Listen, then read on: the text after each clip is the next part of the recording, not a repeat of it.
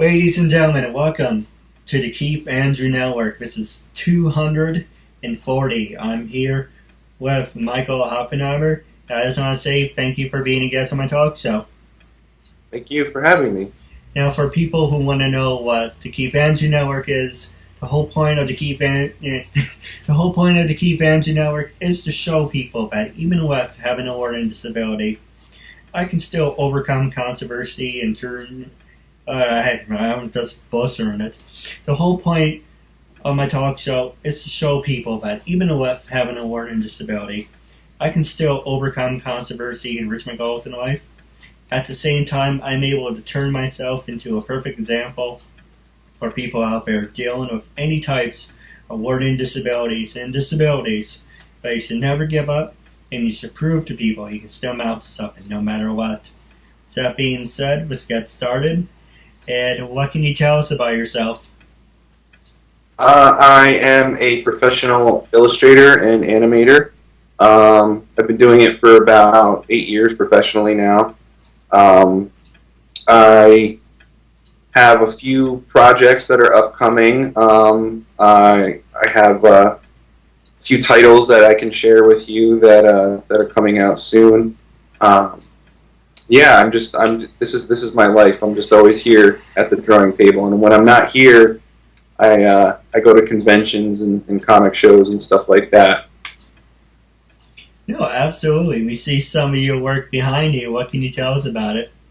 Oh, this is my alien piece. I did a piece based on the alien from Aliens, the xenomorph. I just put that back there, something to look at. Felt kind of weird with my beige wall. Well, if you're interested, I would love to work with you and to promote your work. I am looking for like a symbol to use for my talk show. If you're interested, I'd love to work with you on a couple of things. Okay, sure. Yeah, reach out. I'd be happy to help.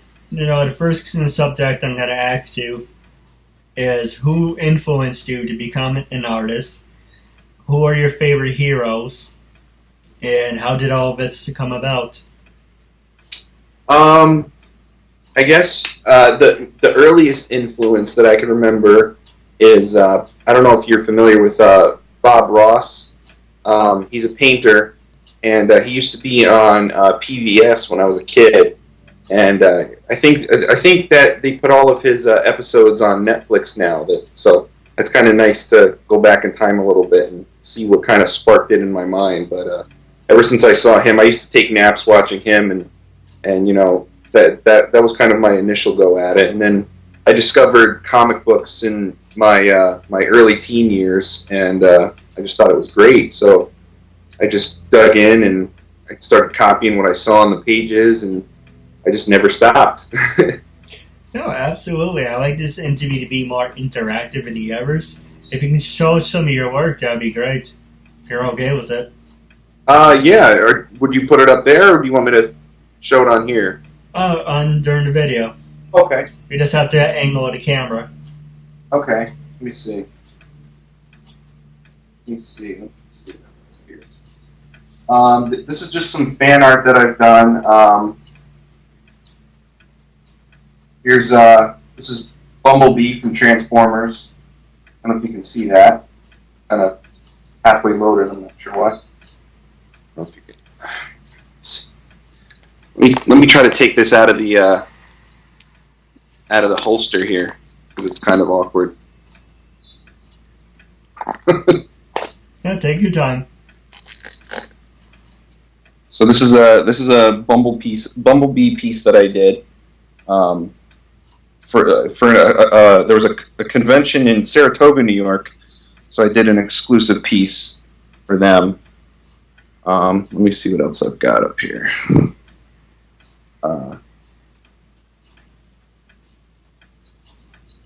This one is it's Back to the Future themed piece that I did for the anniversary, the 30th anniversary last year. I'm a big fan of that movie, so had to get it down on paper. No, it's really nice. Yeah, thank you. Yeah, those are just some examples. I'd be happy to share some links to some stuff that I've done if you'd like. All right. Well, we're gonna take a first commercial break. You know, you can get a walk around while I do my little promote. Yeah.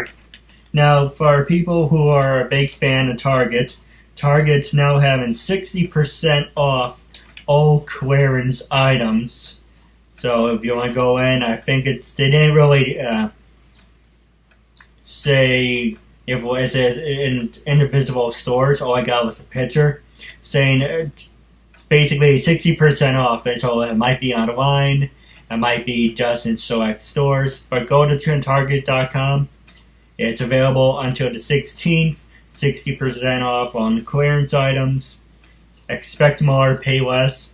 And also, on Celeb VM, now I'm going to throw this back at you, is Celeb VM, I'm on there, and basically, and you should be on there. This is for artists, actors, actresses, CEOs, everyone who wants to be known. Celeb VM is you can create your own profile, and people would. I'll give you a perfect example. You would be on there. So if I wanted a message from Michael, I would pay you about $30, and in return, you would say anything I want you to say, like, today's my birthday, can I have a personal shout out, I'm getting married, I'm doing this, I'm doing that, and basically you do the shout out, and basically it's kind of like a part-time job. They pay you to say something, and you do it. So that's CelebrityVM.com. Now we're back with the very talented Michael, and we met at Hudson Valley Comic Con. I'm looking forward to seeing you again next year, and hopefully we can take a picture together. Yeah, absolutely. And while on the subject, I might have my own Q&A at the next year's Comic Con. It's up in the air, but hopefully, knock on wood, it works out. Yeah, that'll be great. Now, with that being said, on the Comic Con front, how did you get interested in going to conventions, number one, and how did you get your own booth?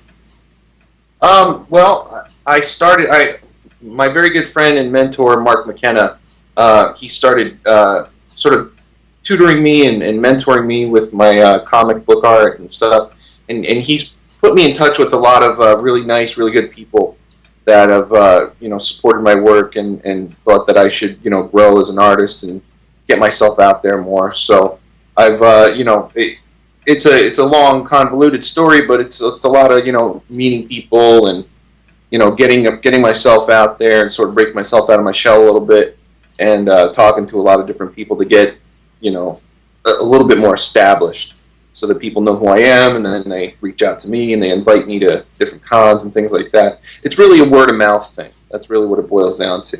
Yeah. No, absolutely. It's funny. After I've been to my first Comic Con, I guess that sometimes I do have addicted personality. And so if I really like something, I just go and see what else I can do with it. So, yeah, I looked up. There's one in Long Island. There's one in New Jersey. And I don't know if you've ever been to Woodbury Commons. Yes. And I was like, well, why not do one in Central Valley? Why not do one in Monroe? Everyone should have their own conventions. And Long Island has it. It's not called Comic-Con. It's like called Dragon Fest. And if you guys are on the West Coast, it's Morphicon. And there's Star Trek Con. So basically there's something for everyone. And I just noticed in your cartoon thing behind you, what was your very first cartoon that you drew? And for if people are interested, how much do you charge for your services? The very first thing that I did professionally was a book called McBride and Groom. It's a pretty interesting kind of like occultish sort of like Constantine meets Hellboy sort of thing, with like a giant ogre and a detective. Very interesting story. It was written by Steve Hovick. That was like my first foray into sequential artwork. Before that, like I said, I was an animator for a few years, so drawing cartoons and things like that has been a constant for quite a while now. And as far as what I charge for my services, I mean, it usually depends on what the client is looking for. Because I do like a wide variety. I don't just have like one specific thing that I do. I do graphic design and things like that. So I try to keep it open to the client, and then we negotiate. But I tend to work with people on their budgets and things like that because this is what I love to do. So I like to get the work done and make some money off of it if I can. But I don't break people's backs with it. Well, if you're interested, throwing it out there, I would love to work with you. Yeah, absolutely. Now I'm going to pass the show over to you. Was there anything you wanted to talk about? Anything you wanted to promote? This is your time, after all. Oh, okay. I do have a couple books coming out. One of them is called The 29ers. That should be out later this year in August, so keep an eye out for that. I have another one called Everhounds. That's coming out later this year as well. That's with Iron Age Press. Let me see, what else? I have a few convention appearances coming up. I'll be at the Ultimate, I think it's called the Ultimate Comic Convention in... it's going to be in Poughkeepsie at the Civic Center at the end of July, so you can look for me there. And if you want to check out my stuff online, you can go to www.mikeopart.com. I'm on Facebook, Twitter, Instagram, all of them under Mike Op Art. So just search for Mike Op Art, and I usually post all my stuff that I'm going to be at or my newest work, things like that. So. No, absolutely. Now, as I know we started away, and I have a next interview coming up in a couple minutes, but wrapping up our segment at least, I just want to say it was a real honor and privilege to have you as a guest. Looking forward to part 2, and I'm looking forward to building a friendship with you as well. Yes, thank you very much for having me. I appreciate it, and best of luck in the future.